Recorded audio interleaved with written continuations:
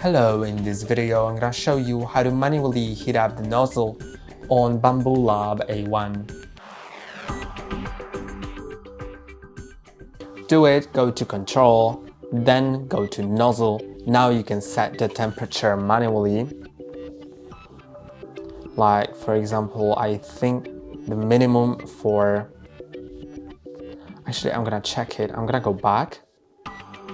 Okay, I need to heat the nozzle to 170 degrees before loading filament, so I'm gonna confirm it, then go to the nozzle and let's heat it up to 170. Then let's wait until it heats up.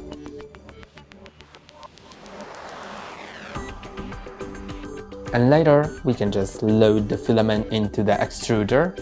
I have the green filament loaded at the moment, I believe.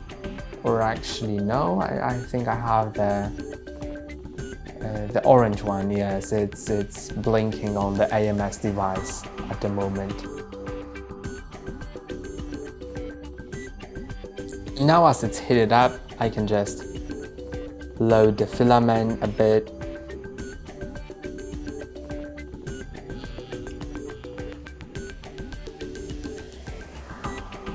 And it actually loads, I can see it.